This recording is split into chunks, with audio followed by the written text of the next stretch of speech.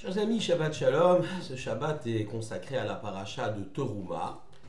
La paracha de Teruma nous décrit la construction du Mishkan, de ce sanctuaire dans le désert.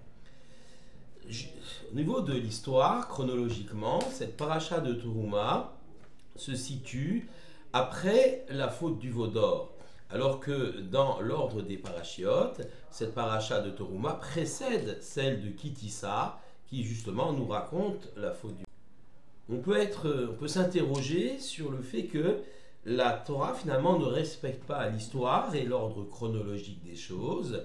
En fait, certains de nos sages disent que El Mugdam Muchar Batorah, il n'y a pas d'avant et d'après dans la Torah, et parfois, effectivement, la Torah s'octroie quelques libertés avec la chronologie, mais ceci s'explique et il y a des raisons à cela. En fait, la paracha de Teruma, qui donc décrit la construction du Mishkan, du sanctuaire du désert, est considérée comme un remède, une refoua à la faute du veau d'or. Qu'on dira en hébreu qu'on est Magdim Refoua la Maka. On fait précéder la refoua, la guérison, avant la Maka, le coup.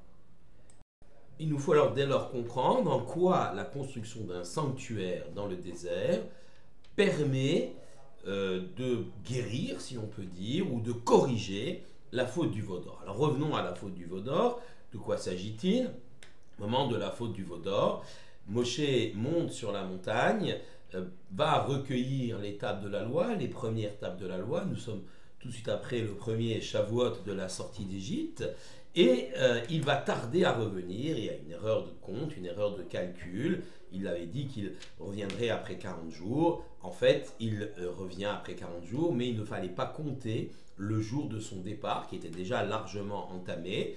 Et c'est pourquoi les enfants d'Israël, finalement, au 40e jour de leur compte, mais qui n'était que le 39e jour du compte de Moshe, vont s'inquiéter, paniquer, et vont tomber dans les mains d'individus peu scrupuleux qui vont les orienter vers une nouvelle idéologie, celle de la faute du veau d'or, vers une volonté finalement de construire une autre société en l'absence de Moshe, et qui va être séparée de Dieu. En effet, la faute du veau d'or, d'après Rashi, a été possible parce que les enfants d'Israël, finalement, ont trouvé la proximité avec Dieu trop forte. Il y avait vraiment une trop grande intimité qui était alors extrêmement exigeante, et en matière de comportement et en matière de mœurs, ils se sont donc permis de construire un veau d'or pour établir une loi beaucoup plus permissive en matière de mœurs. C'est ce que l'on dit Rashi.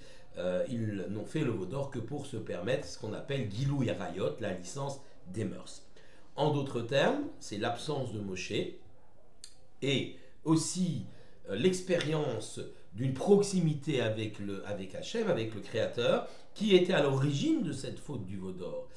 On peut aussi comprendre qu'après l'expérience du Matan Torah, après le moment où les Bénis Israël ont entendu la parole divine, donc grande proximité avec le Créateur, eh bien il y a une sorte de vide qui se crée. Moshe n'est plus là, le Créateur ne s'exprime plus, les hommes sont désemparés. Qui va nous conduire? Qui va nous amener en Eretz Israël? Qui va donc poursuivre cette histoire? Et donc, comme je l'ai dit, certains arrivistes vont essayer de construire autre chose, une autre vision du monde qui sera bien sûr celle du veau d'or et qui sera rejetée.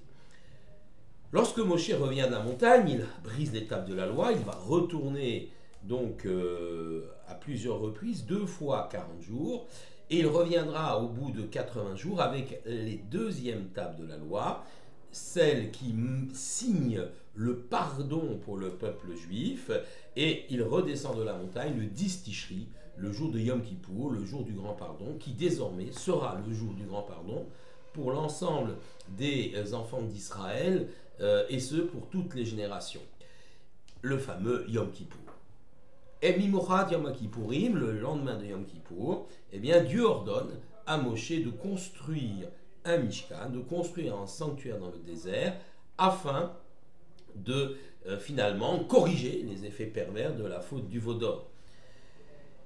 Comme nous l'avons dit, la faute du veau d'or vient de cette panique que les enfants d'Israël ont eue dans ce vide extraordinaire, après le départ de Moshe, l'absence de Dieu, on n'arrive plus à lui parler, on n'arrive plus. Et donc ils veulent essayer de concrétiser, par une sorte de bon sentiment, qui sera évidemment exploité de façon terrible, mais ils veulent essayer de concrétiser cette absence par la création d'autre chose, par la création de quelque chose de spirituel, de même divin, et évidemment ils tombent dans l'idolâtrie, la Avodazara. C'est donc, j'allais dire, le désert, l'absence, le vide, qui est à l'origine quelque part de la panique des enfants d'Israël. Et il faut donc créer un lieu où même lorsque Moshe ne sera plus là, après 120 ans, lorsqu'il va quitter ce monde, Moshe qui quand même est focalisé, l'attention des béné Israël qui était la parole divine, par Dieu, la parole, enfin, le canal par lequel Dieu s'exprimait, il faut donc créer un lieu qui sera un lieu de rendez-vous entre les béné Israël et le Créateur, un grand lieu de rendez-vous perpétuel, et c'est en cela que le Mishkan a été créé. Alors, comment ce Mishkan va remplir ce vide? Bien évidemment, il va être le lieu du rendez-vous. Mishkan Haedut. Ce n'est pas la maison où Dieu va habiter, Dieu n'a pas besoin de maison, mais un lieu de rendez-vous spécifique, une sorte de sacralisation de l'espace dans lequel l'homme va retrouver des points de repère. En effet, il est extrêmement difficile pour un être humain d'aborder le divin de façon totalement abstraite. Ça serait l'idéal, pouvoir prier Dieu partout, de pouvoir sentir sa présence partout, quel que soit l'endroit. Mais l'homme ne fonctionne pas comme ça. Il a besoin d'éléments, de points de repère, de lieux sacrés pour pouvoir finalement se dépasser et s'adresser au Tout-Puissant, ressentir même la présence divine. C'est le sens aussi de l'existence même de nos synagogues et de nos lieux saints. Donc, ce Mishkan est créé. Mishkan veut dire résidence, résidence de Dieu.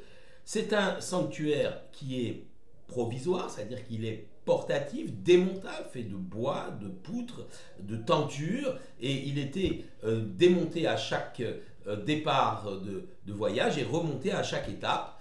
Mais il n'en demeure pas moins que ce lieu était sacralisé, et l'homme pouvait alors trouver un cadre dans lequel il pouvait s'adresser à Dieu.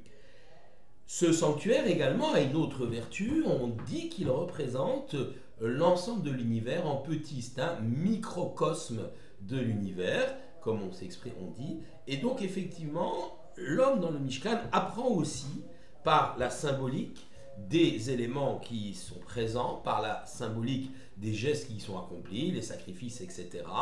Il apprend à connaître le monde, il apprend à savoir comment fonctionne le monde et qui est finalement derrière tout cela, qui est le maître du monde. Donc la vocation du Mishkan, elle est essentielle, car l'homme a besoin d'un lieu sacré pour pouvoir ressentir la présence divine, pour pouvoir s'élever, pour pouvoir se grandir, et telle est la vocation du Mishkan. Et on comprend, en d'autres termes, que le Mishkan est quelque part, eh bien, la refoua, le tikkun, c'est-à-dire la guérison, le tikkun, c'est-à-dire la réparation de la faute du Vaudor.